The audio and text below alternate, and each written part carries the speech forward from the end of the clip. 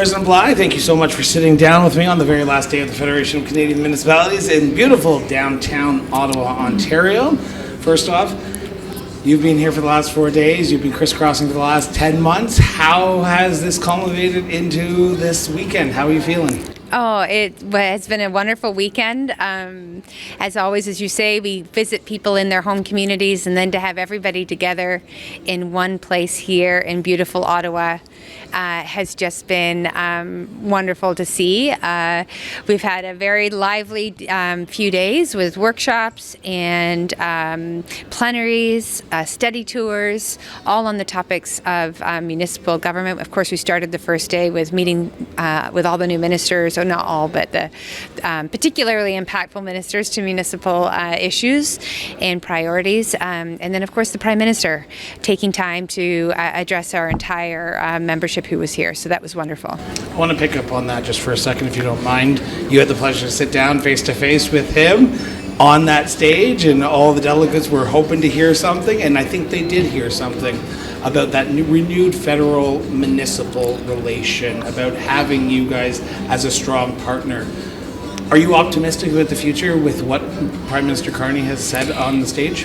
Yes, I think that the Prime Minister brought a real sense of real talk and pragmatism. And so that's what we need, because that's what municipal leaders do. We don't speak high level and in the ether. We talk about on the ground and in the ground issues that are required to be city building and community building. And I think that the Prime Minister really got that, especially being here at our annual conference at a time when decisions and programs are being developed, budgets are being put together, to really see that municipalities came out in force through the vehicle of FCM to advocate for themselves and their own home communities.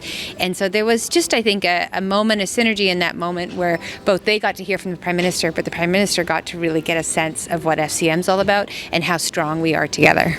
A few of the key takeaways that I've noticed over the last 3 days of doing interviews with delegates is housing, infrastructure, bail reform, mental health, and addiction.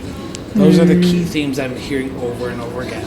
As president, you've crisscrossed Canada. Are those the key topics that you're hearing that impact every single municipality, whether they are a major metropolitan like Vancouver or Toronto, or to the smallest community of Kyle, Saskatchewan?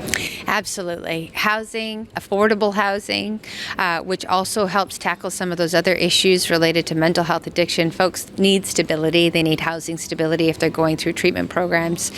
Folks who are going through rehabilitation programs through a public safety lens also need stability in housing. So the fact that the federal government is finally back in the housing game in terms of below market units of housing, which we would call that in a Vancouver context where it's extremely unaffordable, on all measures related to housing affordability and availability.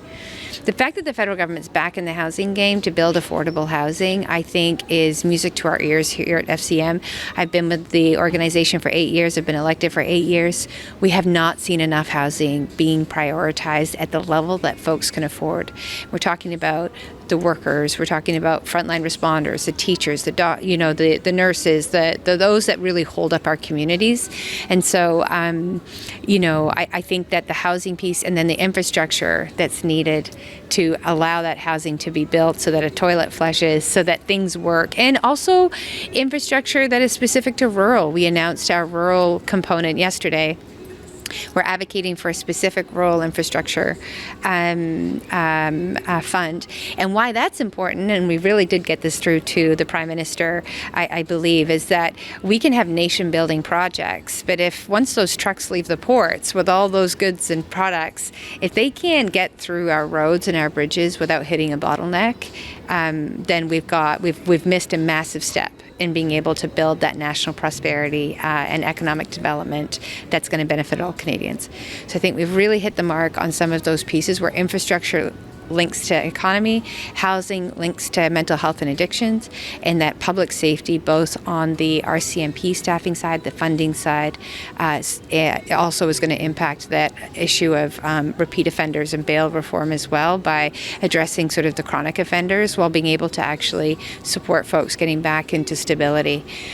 So as you can hear, everything is connected that we do at the municipal level.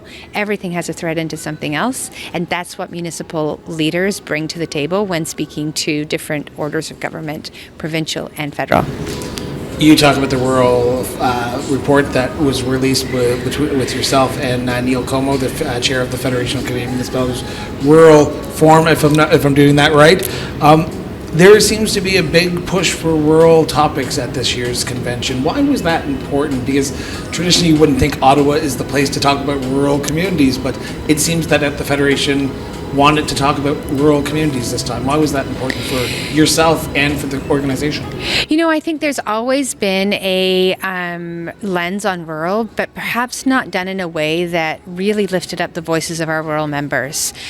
We've always known it's important internally, but it's about what we project out as well. And a real focus at this time when economic development across the country is critical, and that can't just happen in our urban centers. We need to recognize that agricultural land, energy, moving goods and services, warehousing has to happen where we have a lot of land mass, and that happens in rural.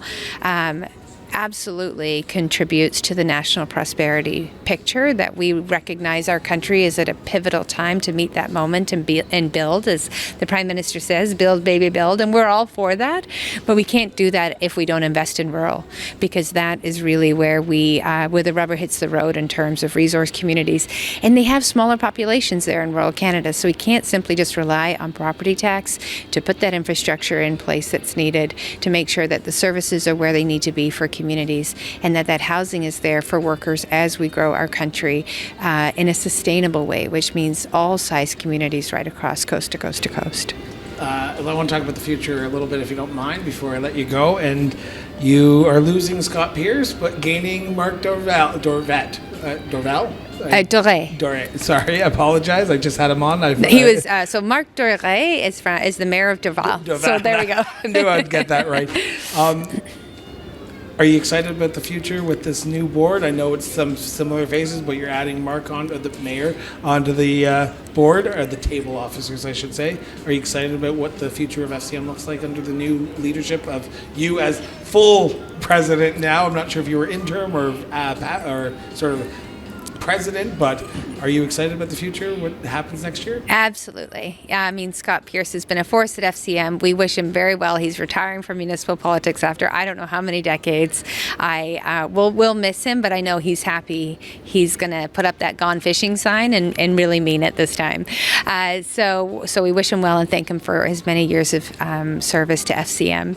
And looking at the current table officer and also the expanded executive from that, I'm very optimistic. I'm very excited. We have a hardworking team. We work together in a very unified way. We're all different, so we bring different lived experience and qualities to the table as table officers. But I also know that I can call on any of my table officers now to show up in members' communities, to do what they can. We've got each other's backs. Some of them are dealing with real emergencies in their home communities this weekend in Manitoba. Kathy Valentino, our second VP officially now. So yes, and we welcome Mayor Mark Doré as third VP, and I know he'll represent Quebec very well, the Quebec caucus, and I look forward to getting to know him better and working through this year's very ambitious advocacy agenda as we continue to build on the relationships that we started here this week with the new Prime Minister and Cabinet. What's the advice that you give to delegates as they begin to head home? Because there's the tendency when you go to a convention that, okay, you get home and everything that you learned is just going to sit on the shelf. How do you ensure that the advocacy work that happened here, the networking that happened here as president, goes on to ensure that you're not starting fresh in Edmonton in 2026? Think of those first, 3 folks that come to mind that you met at conference. text them, stay in touch with them, get on their social media, find ways to stay connected. Even if it's just a couple of the hundreds of people you've met, those relationships go far. They in my experience, are folks I continue to call on as a municipal leader.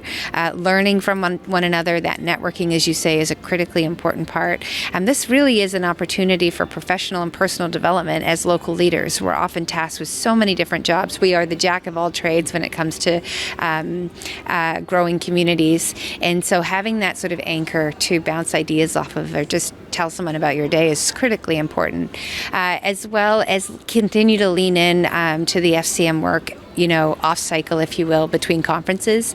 We have tremendous amount of tools to help smaller, larger communities make sure that they have the information they need, the data that they need to represent their communities well, and also to continue to push with their local MPs on what are some of those issues that we're carrying forward into the coming year. So I think at the end of the day, I know we're all busy, but FCM's here to support you. And any opportunity to lean in, put your hand up, let us know what you're up to and how we can connect with you and your community. That's what this next year is all about. Final question, and it's kind of a political one, but as president, you should be prepared for it. What is the benefit of a membership with the Federation of Canadian Municipalities that municipalities wouldn't get by just doing the advocacy work by themselves? It's the theme of our conference this year. We're stronger together.